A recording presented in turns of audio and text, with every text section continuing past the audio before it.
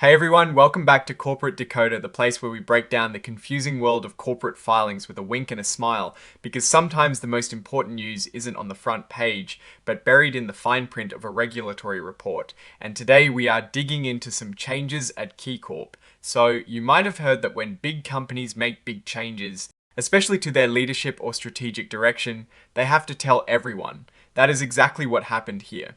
KeyCorp, a pretty well-known financial services company, dropped a report that tells us about a change in their board of directors. This might sound a bit dry, but it can actually tell us a lot about the company's stability and future plans. Alright, let's get straight to the main event. The primary news here is that David K. Wilson has decided to retire from KeyCorp's board of directors. This wasn't a decision made lightly, as it was for personal health reasons, and it is effective immediately when a long-standing member of a company's board steps down. Especially for personal reasons, it can signal a moment of transition. It is always a bit of a question mark what comes next, but we'll get to that. Now, following Mr. Wilson's retirement, the board of directors at KeyCorp has decided to reduce its size. They approved trimming the board down to 14 members, and this change will be official starting the 15th of January 2026. This kind of action, downsizing the board, can happen for a few reasons.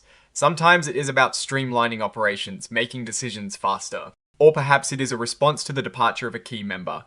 It suggests the company is reassessing its governance structure. Now, while this report mainly focuses on the leadership change and board adjustments, it also gives us a quick snapshot of the company's publicly traded securities.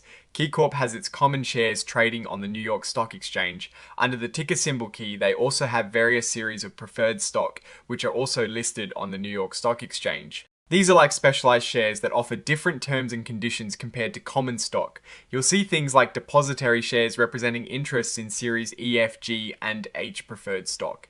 Each of these has its own trading symbol like KeyPri, KeyParJ, KeyParGay, and KeyParL. This section basically lists what parts of KeyCorp people can invest in. We see the common shares, which is what most people think of when they think of stock.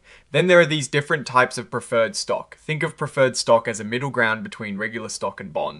It usually pays a fixed dividend, which can be attractive to investors seeking steady income, but it typically does not come with the same voting rights as common stock. The existence of multiple series of preferred stock, like Series E through H, indicates KeyCorp has used these instruments to raise capital in different ways over time, perhaps to fund specific projects or acquisitions under different market conditions. And finally, we have the sign-off. The report is officially signed on behalf of KeyCorp by Andrea McCarthy, who holds the title of Assistant Secretary. This is the standard procedure to confirm that the company is officially submitting this report to the US Securities and Exchange Commission, or SEC. The date of this signing is the 16th of January 2026, which is just a day after the board size reduction takes effect, showing they are moving quickly to finalize these changes. Looking at this filing, the main story is a change at the top with the board. David K. Wilson's retirement for health reasons, while unfortunate for him personally, prompts a move by KeyCorp to streamline its board from 15 to 14 members. This isn't a dramatic financial shift, but it does represent a moment of organizational adjustment. Companies often use these moments to reevaluate their leadership and strategic direction. The fact that they are reducing the board size suggests a move towards greater efficiency, or perhaps a response to the specific skills or perspectives that Mr. Wilson brought.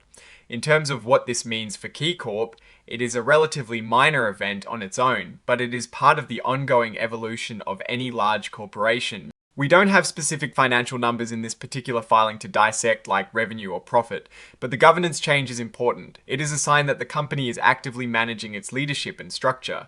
For investors, this kind of news prompts questions about who will fill the remaining roles and what new perspectives might emerge on the board. However, without more context from other filings, it is hard to say if this suggests a change in overall strategy or just a normal succession planning event.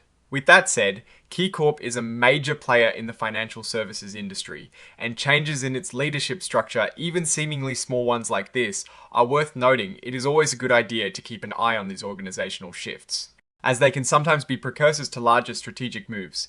Alright, that is our breakdown of KeyCorp's latest filing. What is your take on this board change and what it might signal for the company's future?